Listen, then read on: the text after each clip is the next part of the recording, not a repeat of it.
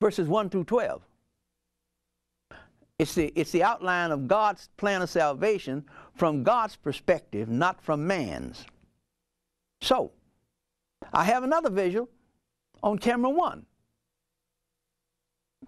And we're going to go to camera 1. We're talking about comparative religions. Now,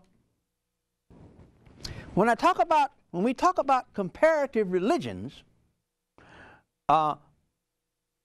there's nothing with which to compare Christianity. You can't compare Christianity with Judaism. You can't compare Christianity with Islam. You can't compare Christianity with Hinduism, Buddhism. You cannot compare Christianity with any other form or any other belief system. Now, for one, I'm going to look over here. Jesus is the New Testament church. The New Testament church belongs to him. All other faiths are excluded.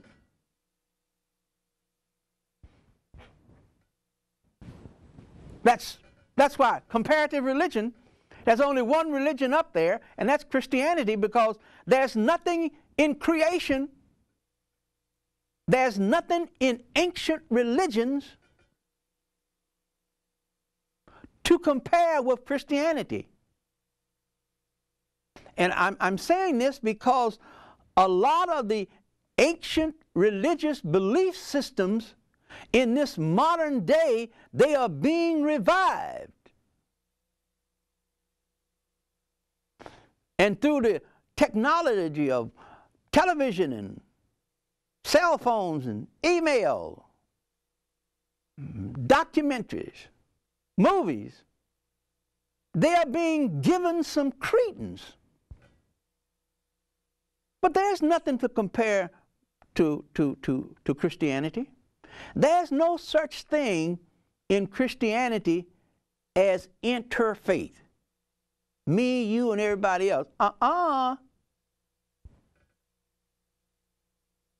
Now, we can live amongst them. You remember God told Israel when they went into the promised land? He really told them to wipe out all the people that were in the promised land so that they wouldn't contaminate their pure thought. And of course they didn't do that. And they suffer for it even today. Now, what am I saying? There is no salvation at Calvary because Jesus' death on Calvary was penal. He died the death of a common criminal, made to be sin who knew no sin, so that he could taste death for everyone born of a woman. Now, listen to what I said.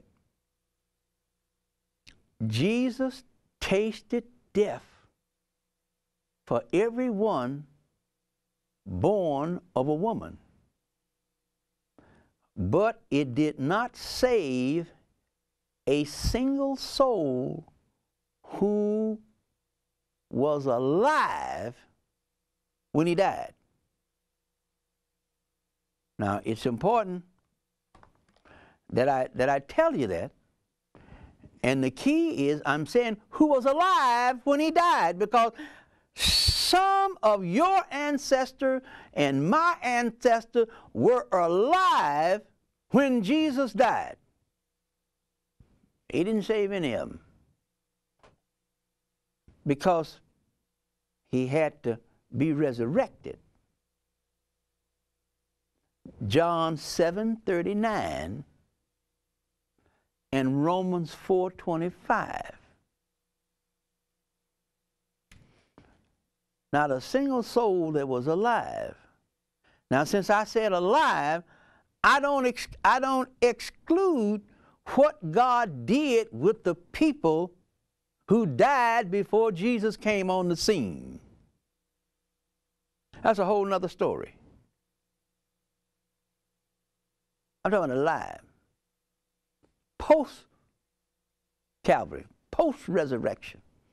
So now let me clear this up, and I'm going to turn to Jude 5.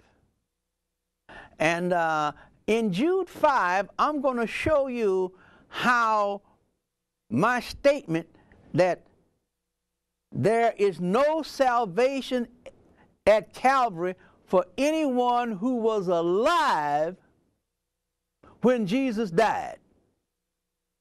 No salvation. No salvation. Because his death was penal. And at a future time, God would apply his death to you, your salvation, and mine. You have to know this, because you can't mix his death and his resurrection together. They're separate and distinct. Romans 4:25. But Jude 5, and then I'm going to Romans 5:18. But right now I'm going to Jude chapter 5 to show you what God did for mankind after Jesus died. That's where we get into this resurrection. We're talking about after Jesus died. What happened? And Jude 5 gives us an example, and John 3:16 is the reality. John 3:16 is the reality, and Jude 5 is the example. Jude 5.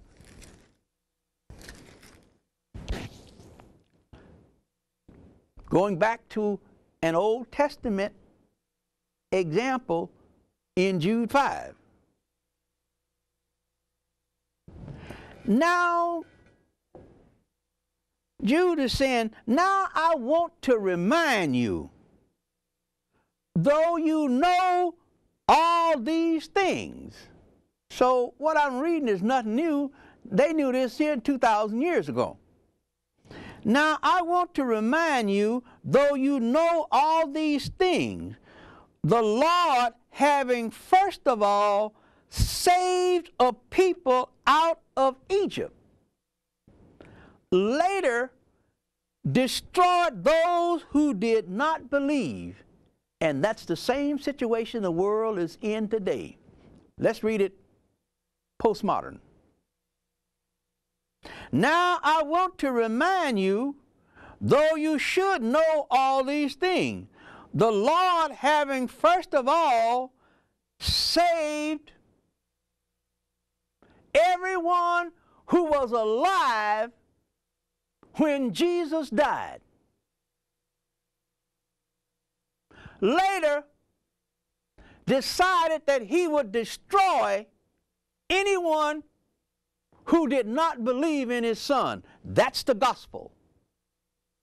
That's the good news is, how do I avoid this post-resurrection destruction that God has decreed for anyone who do not believe in his Son? And Jesus is emphatic. I am the way, the truth, and the life. No one comes to the Father but by me. John 14:6. John 6:63. John chapter 6, verses 63. The words that I speak, they are spirit and they are life. The flesh